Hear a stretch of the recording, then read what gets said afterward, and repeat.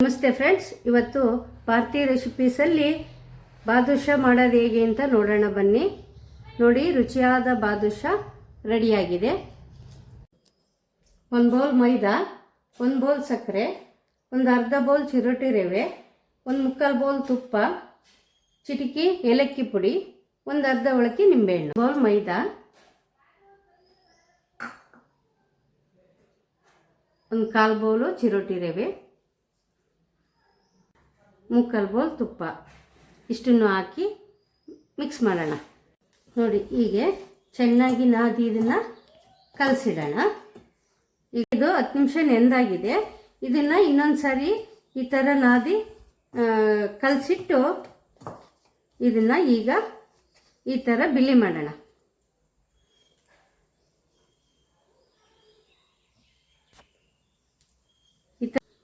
ಈಗ ಈ ಥರ ಇದನ್ನು ರೌಂಡ್ ಮಾಡಿ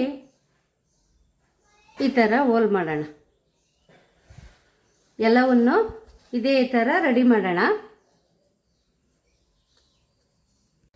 ಈಗ ಇದು ರೆಡಿಯಾಗಿದೆ. ಇದನ್ನು ಎಣ್ಣೆಲಿ ಕರಿಯೋಣ. ಇದನ್ನು ಎಣ್ಣೆಲಿ ಹಾಕೋಣ. ಎಣ್ಣೆ ಕಾದಿದೆ.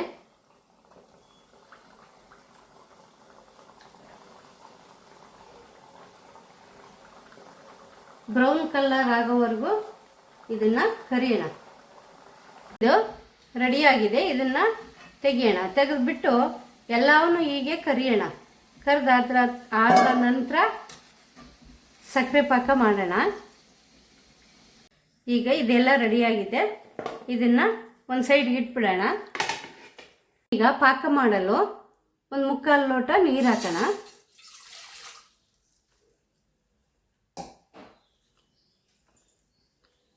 ಅದಾದ ನಂತರ 1 ಬೌಲ್ ಸಕ್ಕರೆ ಹಾಕೋಣ. ಈಗ ಈ ಥರ ಪಾಕ ಮಾಡೋಣ. ಪಾಕ ಆದ ನಂತರ ಆ ಬಿಲ್ಲೆಗಳನ್ನು ಇದಕ್ಕೆ ಸೇರಿಸೋಣ. ಈಗ ಪಾಕ ರೆಡಿಯಾಗಿದೆ. ಇದಕ್ಕೆ ಒಂದು ಸ್ವಲ್ಪ ಏಲಕ್ಕಿ ಪುಡಿ ಹಾಕೋಣ.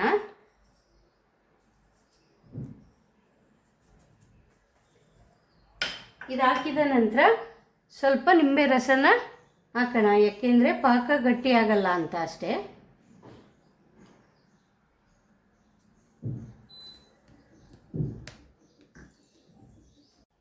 ಈಗ ಇದನ್ನು ಈ ಪಾಕದಲ್ಲಿ ಹಾಕೋಣ. ಹಾಕಿ ಒಂದು 5 ನಿಮಿಷ ಮುಚ್ಚಿಡೋಣ.